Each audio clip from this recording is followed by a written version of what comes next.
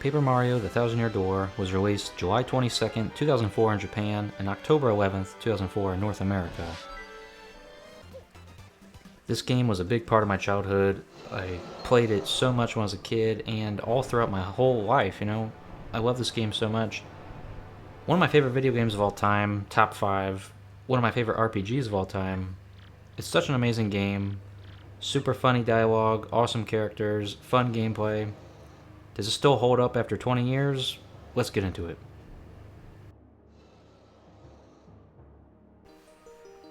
This game starts off with a storybook opening, and it talks about an ancient city that thrived, and a lot of people lived here very happily. One day, a cataclysm happened and sunk the whole city into the depths of the earth. It was destroyed and ravaged by an evil force entity, which throughout the game you will find out was the Shadow Queen, an ancient evil demon. She was responsible for this. The Shadow Queen created these things called the Crystal Stars to make her even more powerful. Before the Shadow Queen could conquer the world, 4 heroes arose: a Goomba, a Toad, a Boo, and a Koopa. They took the Crystal Stars from the Shadow Queen. Since the Crystal Stars themselves don't know what's good and evil, they were turned against the Shadow Queen, and the 4 heroes used it to seal her in a tomb behind something called the Thousand Year Door. Right before the Shadow Queen was defeated, she cast a curse upon the 4 heroes and turned them into cursed black chests. Before that happened, they scattered the Crystal Stars all over the world, hoping a hero would come one day in 1,000 years to collect them and seal the Shadow Queen once again. After 1,000 years, the seal that she's trapped behind will weaken and eventually she'll be released again. Many years later, the city was rebuilt, and that's what Rogueport is, the main area of this whole game where the game takes place. Rogueport was built upon the ancient city, and a lot of people came to Rogueport in hopes of finding that legendary treasure. Princess Peach receives a legendary treasure map in Rogueport, and a merchant basically tricks her and says only a pure heart can open this treasure chest box. Basically, she gets trapped and kidnapped. The evil organization of this game, the X-Nauts, they need her for a secret plan later in the game. Before Princess Peach was captured, she sent a letter to Mario with the legendary treasure map to come to Rogueport and help her look for it. Mario leaves the Mushroom Kingdom, gets on a boat, heads to Rogueport, and as soon as he gets there, Princess Peach is nowhere to be found, but she does come across the character named Goombella, one of the very first partners you get in this game. She's being harassed by Lord Crump and the whole X-Naut organization. Mario steps in, fights Lord Crump, and defeats him. They all try to swarm them. Mario and Goombella escape and head to the center of Rogueport to talk. Goombella, eager to help Mario find Princess Peach and uncover the secrets and legendary treasure of Rogueport, joins Mario on his adventure. Later, Mario and Goombella will meet up with Professor Frankly. He studies the history of Rogueport, and he's an archaeologist. Goombella was actually one of his students, so they know each other, kind of. But he don't know Mario. He doesn't know what's all hip and popular these days. Mario shows the legendary treasure map to Professor Frankly, and he explains that the legendary treasure map will be the key to finding the legendary crystal stars and eventually opening the Thousand Year Door. Mario, Professor Frankly, and Goombella head down into the sewers beneath Rogueport, and eventually, after battling a few enemies and whatnot, they find a pedestal where the Thousand Year Door is, stand on it with the crystal star map, and it reveals where the first crystal star is, which is in Petal Meadows.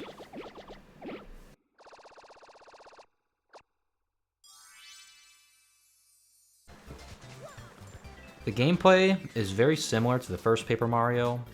It's a turn-based RPG. You play as Mario and you have a partner, one at a time. and you take turns hitting the enemies. You have action commands, so if an enemy tries to hit you, you can press A at the right time. I believe within an 8-frame window to reduce damage. This game also introduces something called the Super Guard. So basically, I believe that's a 3-frame window. If you press B within that 3-frame window, you can counterattack. You'll do like 1 damage back to enemies and not take any damage at all.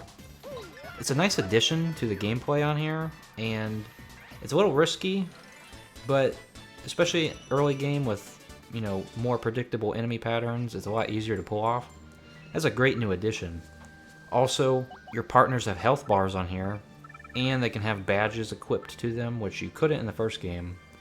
You can also swap your partner to be in front of you, and he'll stay there, whereas in the first game, Mario always had to be in front at the end of a turn.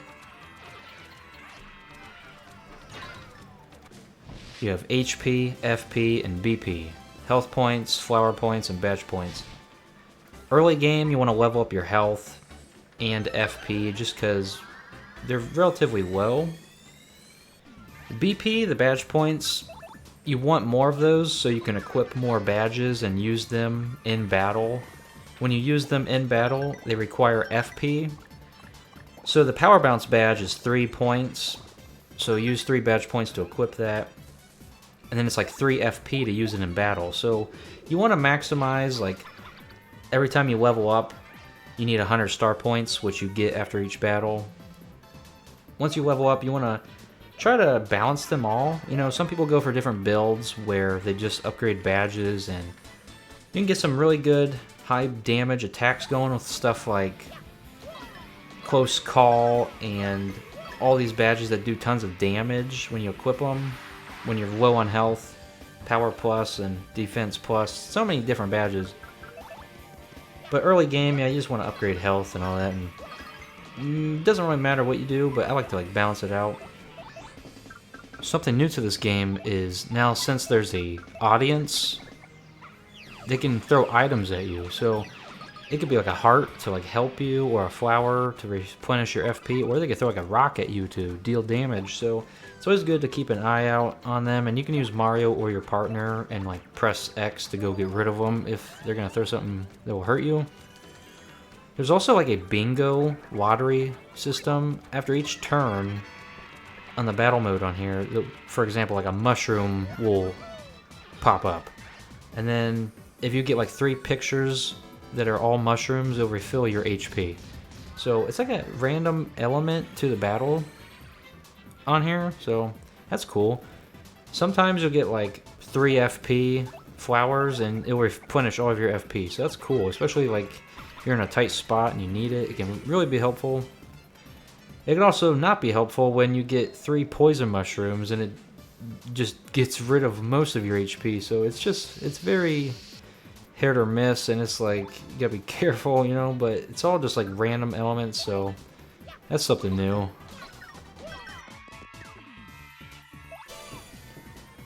Similar to star attacks from the previous game, on here you have like crystal star power attacks. So basically, you start off with Sweet Treat, which is you using the legendary crystal star map, and that lets you replenish HP and FP. But there's also a poison mushroom that will appear, and if you hit that, you can't move for a while. That's what you start off with. As you collect more crystal stars, you'll get way more attacks, especially the first crystal star. That lets you bounce on the ground and all that, as long as you time the hits properly on the meter. That's a great attack. Later in the game, it won't be as useful because it only does like 6 damage maximum. But Sweet Treat, there's like an upgraded version that lets you get way more health later on in the game. You can use a crystal star to boost your defense and damage output, so that's very helpful as well. There's a supernova attack you can do. They're very similar to the first game's like star attacks, but I think they're even better on here. Especially, there's a star attack from the previous game with the purple star with the glasses. He would like shoot stars down and attack all enemies. That's very similar to the first crystal star's attack on here. So you get it a lot earlier in the game, I suppose. This game takes place on a stage just like the previous one, except now you have an audience. If you want to replenish your star meter, on here you can appeal, and the audience will like cheer and it'll refill it that way. There's also like a badge you can get later in the game, like a super appeal for your partner that can like make it even more filled every appeal you do. But also, this game has stylized attacks, or tricks if you will. Take Mario for example, if you like use the Power Smash badge, you can do like 3, 4, 5 backflips, and that builds up a lot of star points to like refill that specific meter, star power. And every attack in the whole game, even your partner's attacks, basically have stylized like little tricks they can do. So there's a badge that like teaches you them in the game, but you can really just figure these out on your own as well, most of them. So that's awesome, and that's like a cool little thing they added. I love pulling off the tricks, especially with like Mario's normal jump or even the power bounce. If you jump on an enemy, when he lands back up in the air, you can click A again and he'll do like a trick like every single time while you're doing power bounce. So that's awesome.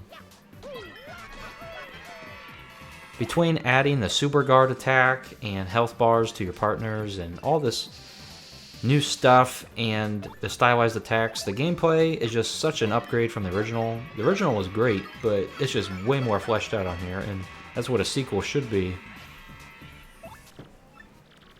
As you play through the game, you'll encounter those black chests that I talked about earlier. They have the soul of one of the 4 ancient heroes that were cursed, and they bestow a curse upon Mario and give him brand new paper shape-shifting abilities. Even though they're called curses, they're very much blessings in disguise. Without them, you wouldn't even be able to progress through the game. You can turn thin to slip through cracks, either like a jail cell or even through like a sewer entrance. You can turn into a boat to traverse on water. The previous game had like a fish sushi, the partner you could use, but on here you just turn into a paper boat, so that's cool. You can also turn into like a paper tube and roll underneath objects, and paper airplane, which lets you fly across large gaps. They're all very helpful, and they're all very important to progress through the story, especially in certain areas in the game. These are awesome little cool additions to the game that wasn't prevalent in the first game, so that's awesome. As you play through the game, you'll encounter many different partners. Obviously, Goombella, she's like a history nerd and archaeologist as well. Cool partner. She's just like Goombario, and I think she's like a little more fleshed out as a character. You meet Koops. He's like a shy, nervous Koopa, and he's not really confident in himself, but when he meets Mario, he becomes more confident, and awesome character design. You'll meet Flurry. She's like a diva, if you will. Like, she used to be like a stage actress, sort of, and she moved out into a forest to get away from all that. You meet Vivian, which is one of the 3 Shadow Sirens, and she is always neglected by her sisters. Yoshi Kid, you meet him in the Glitz Pit in Chapter 3. He's my favorite partner in the whole game. He's just so awesome, and he's basically like a baby Yoshi that just hatched, and yeah, awesome partner. Lots of cool attacks, especially Gulp. It's a very powerful attack. Miss Mouse, she's like a badge thief hunter. Bobbery, he's like an old sailor. Awesome. Some of these partners, you will realize, are similar to the first game, because you get another Bob-omb partner, another Koopa partner, another Goomba partner. Vivian isn't like a ghost, like a Boo, but she does have similar abilities to what Lady Bo had in the first game, where you can like go turn invisible in battle. I don't mind these at all. I like that these types of things returned, but the characters on here are more fleshed out, not only in design, but just like in their stories. Their character arcs mechanics in general, you know? So, way more fleshed out on here, and that's awesome, and I love each partner you get on here. They're all very helpful. I will say Miss Mouse is like the least used one I use. But throughout the game, there's many different shine sprites that you can collect, and you need 3 to upgrade them. Just like in the first game, you had those super blocks that could upgrade them to make them more powerful and do more damage. On here, same situation. You'll have to go on a side quest to get like a red orb at Hooktail's castle later in the game when you get Bobbery. Around Chapter 5, and that lets you upgrade your partners again. So you need like a total of 6 shine sprites. They're kind of well hidden throughout the game, but also you can find them relatively easy as well. So there's plenty of them. There's 100 star pieces to collect throughout the whole game. I believe in the first Paper Mario, there's like 160, and that's because like the Chuck Quizmo quizzes. But on here, there's about 100. There's lots of them are hidden just throughout the world, but also some of them are hidden under panels again. So you get like a ground pound ability with Mario around Chapter 2, and you can find those that way. So just like the previous game, there's different boots and hammers that Mario can come across as well to increase his jump attack, hammer attack, but they also give you more abilities to like break bigger metal blocks in the overworld and ground pound, as I mentioned. You'll even get like a super jump that lets you like jump up super high in the air to either knock a chest down or hang onto like a pipe to get across a gap of such. So awesome. They're not just like new upgrades because oh, they just do more damage for you, but they also help progress through the story.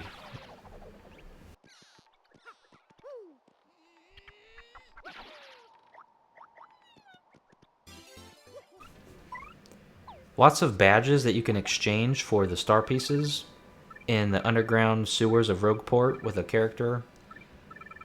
Lots of returning badges like Peekaboo and Happy Heart, but you also have like other stuff like badges for your partners. Close Call P for your partner. You get Close Call for Mario as well. But there's so many brand new badges and returning ones, and so much fun to experiment with them. The Power Bounce badge in the original game, you could just keep on like spamming it infinitely, but on here they like nerfed it a little.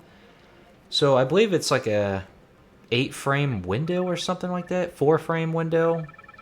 But as you get to like when it says excellent on the screen, the frames are like 1 frame perfect. So your power bounce has to be perfect from that point onward. So I like that, so it's not like, because it's already like an overpowered badge, you know, in a sense. But I like how they like balanced it, whereas in the first game, you could just keep spamming it. I believe in the remake, they made it even harder to spam the power bounce, so take that with a grain of salt. This game also runs at 60 frames per second, whereas the remake only goes to 30. Honestly, it's not really that big of a difference, but I do like the smooth 60 frames per second animation on here. Something I really like about this game is you get to change Mario's outfit. There is emblem badges you can find. You can get a W emblem, which makes his clothes look like Wario's. You can get an L emblem that makes his clothing look like Luigi's. And then if you combine the both at the same time, have them both equipped, you can make his clothing look like Waluigi's. So, I usually like to use that one when I do like the Pit of 100 Trials, because you know, change it up a little bit. But I like how they do that, because you couldn't do that in the first game, so that's awesome. The graphics on here are fantastic. They have the classic paper aesthetic that you saw in the first game, but even more beautiful to look at. You'll visit many different places in each chapter. You go to Petal Meadows, the Great Bogly Tree, the Glitz Pit, which is my favorite chapter. Awesome wrestling aesthetic and the whole thing, especially the baby Yoshi Kid you meet, my favorite partner. Chapter 4, you'll go to Twilight Town. Chapter 5, Keyhole Key. Twilight Town is like some dark, depressing, like cursed town. Everybody's getting turned into pigs. Keyhole Key is like an abandoned island, and you get washed up ashore on there. Chapter 6, we go to Excess Express, and there's like a mystery you have to solve on the train, which is very interesting, because I believe in Chapter 6 or 7, I believe it's 7, in the first game, there's like a mystery you had to solve, like with the murder of the mayor. But on here, it's very similar, and there's also like a penguin. And then Chapter 7, you have to go to the moon. I don't want to spoil nothing just yet, unless you already know.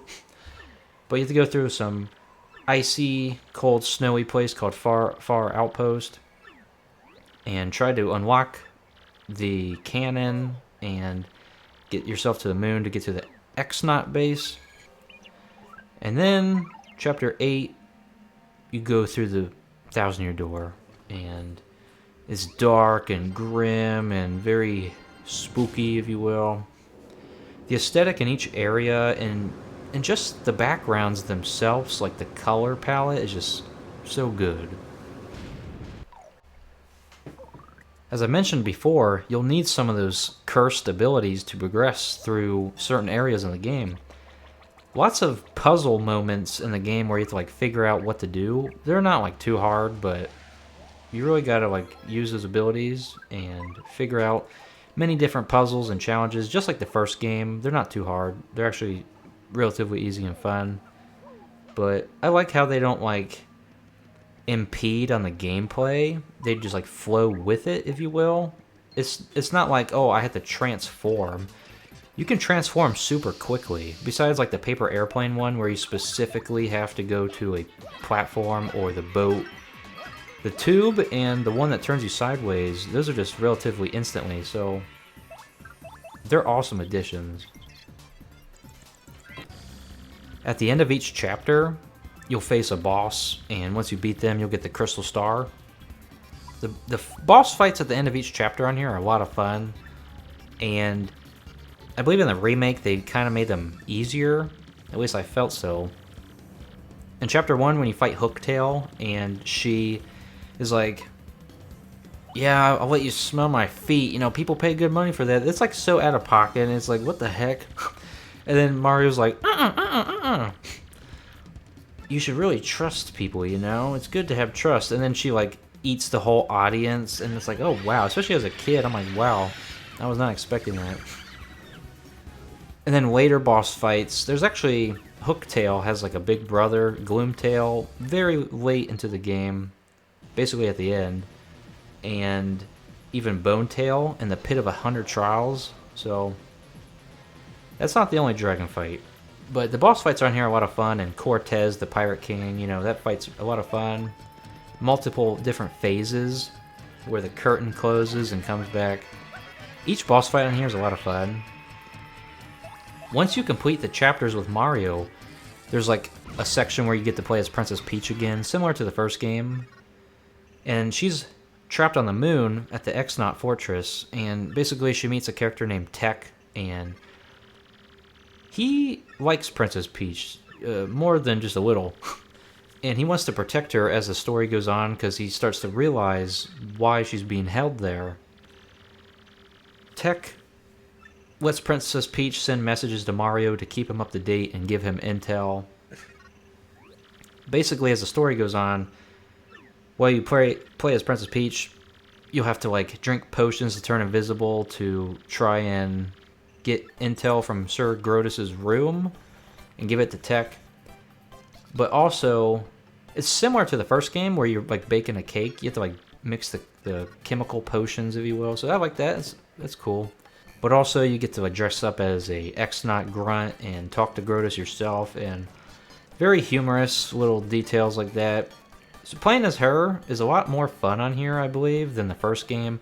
I feel like in the first game, there's just like a bunch of parts where you had to keep sneaking out of the room, and while those were fun, I feel like they're even funner on here.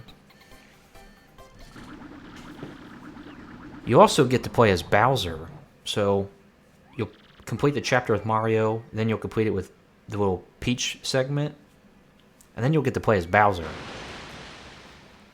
The Peach and Bowser segments, especially the Bowser segments, they have like a lot of humor and they're funny. But sometimes when you get to the Bowser segment, there'll be like a 2D platforming challenge similar to like the classic Super Mario Bros. On NES. And you get to play as Bowser. You can like grab chunks of meat to grow big, and you basically get to like the end of a flagpole, and then like the segment with him will continue, and he'll like be in a different town, a different area. So I like that. I will say, the Peach and Bowser segments, while they are fun, I kind of just want to get back to playing the game with Mario, you know? So it's kind of like, oh, I gotta sit through this. Even though it's fun, I just like to like get right back in the action with Mario. So maybe if they were just like slightly shorter, you know? But they're not very long at all, honestly. Only a few minutes. The music on here is fantastic. The battle theme is kind of like a rendition of the original Super Mario theme, Super Mario Bros. Theme on the NES. So that's awesome. In the remake, they added like a different battle mode motif to each chapter you're in. So, or each different area you go to. So that's awesome. I like how they did that, and I wish that was in the original, but that's awesome. I mean, the battle theme is classic, and I like it, but when you play like the remake and you hear like the different battle themes, it's just such a like, ugh. Instead of hearing like the same thing all the time, you hear that, it's just so refreshing. But the battle theme on here, it never gets repetitive. I love it. The music and even the final area of the game is like spooky. Hooktail's castle is just like very iconic, you know. Petal Meadows is so awesome. And then the Macho Grubba boss fight in Chapter 3. That music is so epic, especially Rock Hawk. The whole soundtrack is absolutely phenomenal, and especially like the credits theme in the original. It's kind of like saddening, and even like the farewell when you leave Rogueport. That's also like very somber. Almost brings a tear to my eye. But yeah, I love the soundtrack on here. 10 out of 10. After collecting all the crystal stars, Mario eventually heads to the moon to get the last one, and that's where Princess Peach is being held. But when they get there, she's not really there. She was already taken somewhere else. You defeat Lord Crump, which you fight him like multiple times throughout the game, but each time is like a different battle. You know, like he has a different mech, if you will. Not repetitive, but you get the last crystal star, you head down to the 1,000-year door, you open it, and Princess Peach is already there with Sir Grotus. Basically, you go through like a gauntlet of all this stuff. Like I mentioned, you fight Gloomtail. There's also like the palace where you have to like solve all these little puzzles to get keys to put into these pedestals. And that unlocks like the path up ahead to progress in the final area. I like that. I like those puzzles. It's so much fun, you know, and they're not like too hard to figure out, but they're so much fun. I love that segment of the game. Basically, you get to Sir Grotus, or just Grotus, and you fight him. Once you defeat him, he tries to threaten you, like, you take one more step, I'll kill Peach, you know. And you're like, ah, what do we do? And then Bowser lands on him, and then you have to fight Bowser right after. And that's where the Sweet Treat, or Sweet Feast, the upgraded Crystal Star ability, comes in handy. Because you have stuff like Ultra Shrooms and Jam and Jellies, but they restore like 50 FP, 50 HP. But you can also utilize, by doing stylized tricks and the appeals, the super appeals, you can get your star meter filled relatively fast and use stuff like Sweet Feast to replenish lots of health and FP. Basically, you take down Bowser, and then you make your way to the Shadow Queen. Basically, throughout the game, they needed Princess Peach so they could resurrect the Shadow Queen. And basically, the Shadow Queen would take Princess Peach's body as a new vessel. Pretty dark for a Mario game, which I love it. Oh, I just love how dark it is. So evil. And then Grotus was like, I'm the one who awakened you. You have to obey me. And then she just absolutely eviscerates him. And this boss fight is a 2-phase fight. Basically, the first phase you're damaging her, and then she resumes her real form. then you can't do nothing. And then everybody, the crystal stars start going back to each area in the game where you got them, and the people are like, oh, Mario's in danger, we need to help him. And then everybody starts like chanting and giving their energy, and eventually you break the barrier on the Shadow Queen, and then you can start damaging her in Phase 2. And I love the Phase 2 music for this fight. I will say, the cutscene is a little drawn out when like it keeps going to each area. That takes like a little long time. But it's still awesome and epic, and it's like, it makes me very happy. You know, it's like, oh, don't give up, and it's just awesome, you know. So basically, you eventually beat the Shadow Queen. She has a lot of HP, by the way. I would recommend Bobbery or Vivian use the Fiery Jinx attack or the Bomb Blast to destroy all of her like hands and stuff. Awesome final boss fight, and the music is epic. I feel like the final boss music in the remake, they kind of like messed with it a little. I like the original way better. Basically, you save Princess Peach, you meet up with all your partners one more time, and then you depart. And then there's like a little plot twist at the end where it's like, oh, I heard you like treasure, Mario. Well, here's another treasure map. Good luck. The boat's waiting. And I think she's just like teasing him. She's like joking. But that's like a little funny ending. But yeah. The story in this game is so much fun. You know, especially like in Chapter 4, like Mario gets his body stolen, you know. And Vivian's like, wait, you're Mario? And then she like ditches him. And then it's like, nobody likes you because you're not the Super Mario. You don't have the charisma like I do. The Dupless character says that, and then like Vivian comes back. Every character has like an arc they go on, especially like at the end of the game before you leave. Like Koops is like, I like myself more since I've met you, you know? Stuff like that has like a big impact, you know? It's just awesome. I love it. It just like brings life to these characters, especially because you spend so many hours, you know, throughout the game traveling with them. This game does have lots of recipes to acquire. You have lots of star pieces, badges, and recipes. There's a little checklist to like keep track of them all, but there's like a ton of them.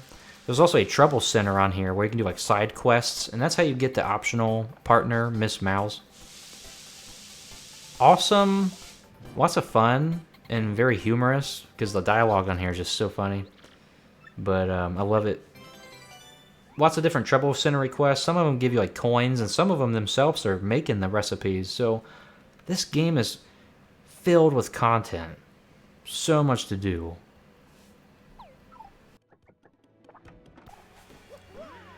There's a place in this game called the Pit of 100 Trials. You don't necessarily have to wait until you beat the game to do it, but I would strongly recommend it just so you're well prepared. And Bonetail, I believe, the very final boss of the Pit of 100 Trials, I believe that is the hardest boss in the game. It's not impossible, but definitely harder than the final boss, I would assume. Basically, you go through 100 different floors, and you gotta manage your resources, you know, and utilize like the Sweet Feast and all those different types of crystal star powers to like help you to the best. You fight enemies, and as you go deeper into the Pit of 100 Trials, the enemies get stronger. So it's a tough challenge, and it lasts for like 2 hours. There's no save spots, at least not in the original.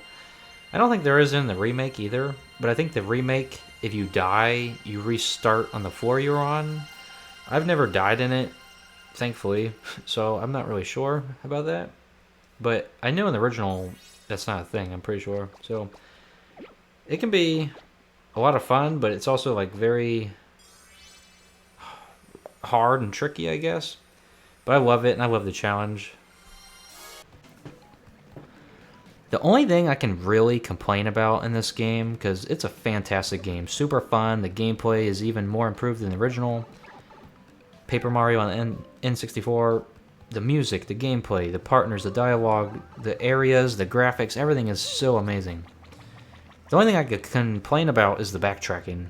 This game has a big backtracking problem, especially like in Chapter 7, where you have to like unlock the cannon. You have to go travel to each area, and yes, there's like pipes underneath Rogueport that like lead to previous visited areas, but I don't remember if there is one for Blitz Pit. I think you literally have to ride the blimp to get up there.